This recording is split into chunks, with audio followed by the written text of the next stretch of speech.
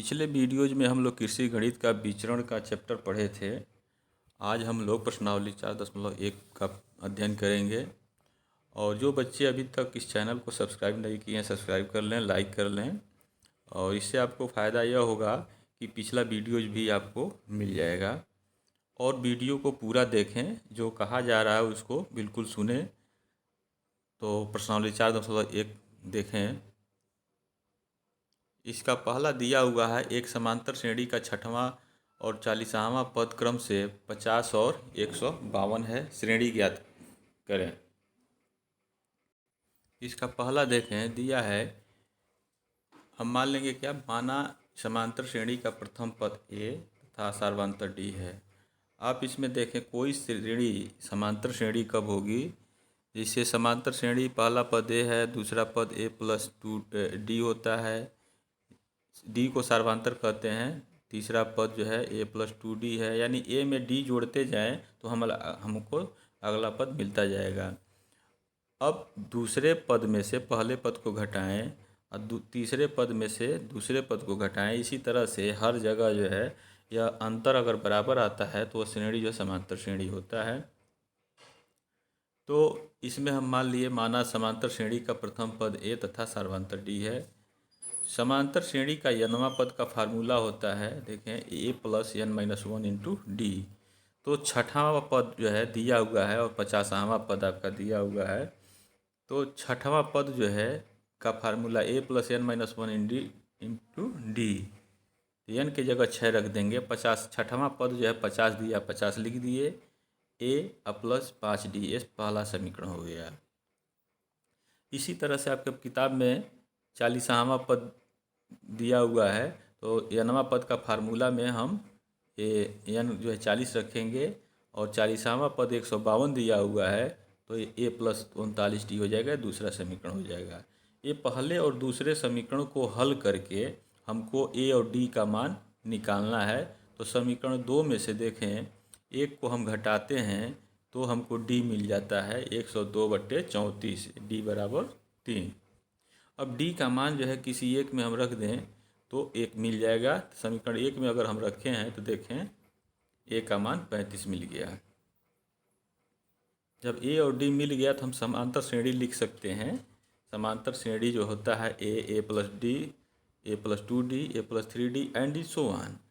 तो ए और डी का मान रखते हुए इसको जोड़ लेंगे तो हमको मिल जाएगा 35, 38, 41, 44। यही जो है श्रेणी है, इसको आप नोट कर लें।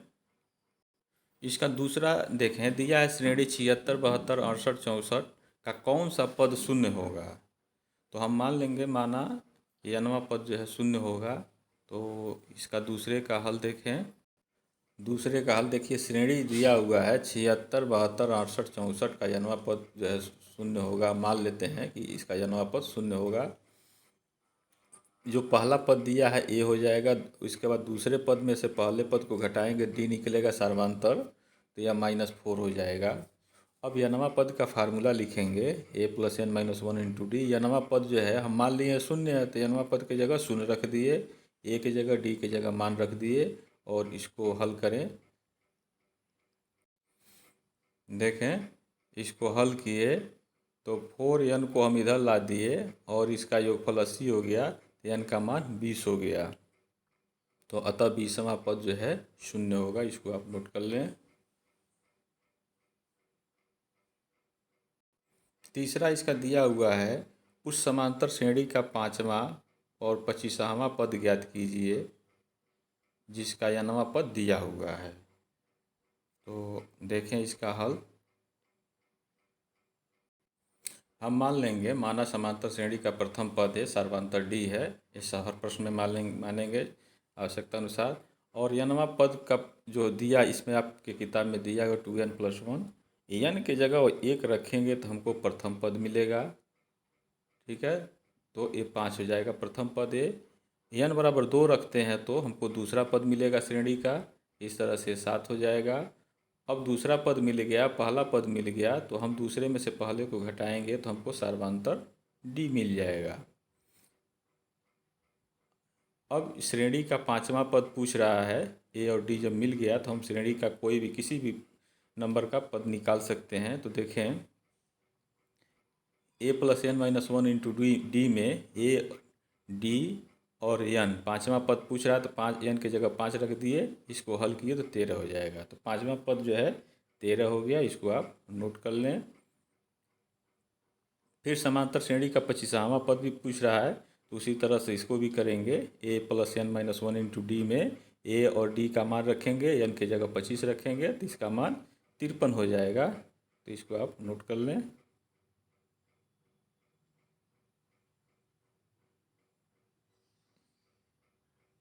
अब आप देखें इसका चौथा और पाँचवा एक ही जैसे लगेगा। इसका चौथे का 99वां पद पूछ रहा है, पाँचवें का 14वां पद पूछ रहा है। तो इसका 5वें नंबर का क्वेश्चन आप देखें, इसका हल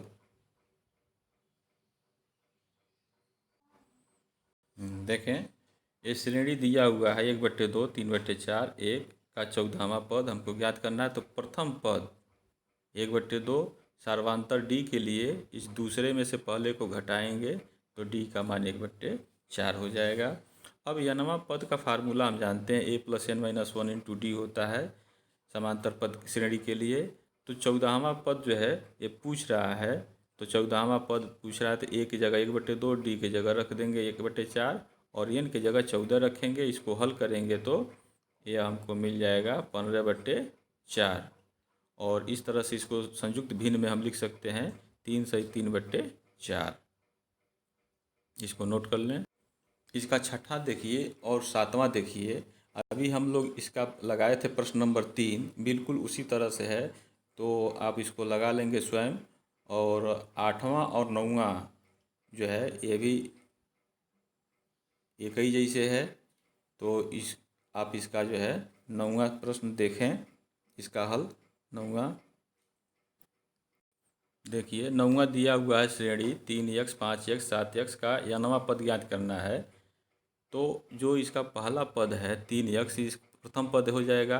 5 में से 3x घटाएंगे तो d निकलेगा सर्वांतर।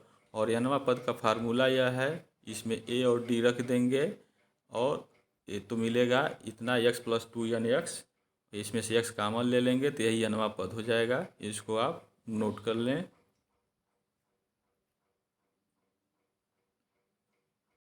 10वां, 11वां, 12, 13 यह सवाल जो है आप स्वयं इसको कर सकते हैं। इस तरह का भी ऊपर किया गया है इसी प्रश्नावली में। तो 12 कर लेंगे, 13 कर लिएगा और इसका 14 आप देखें इसका हल।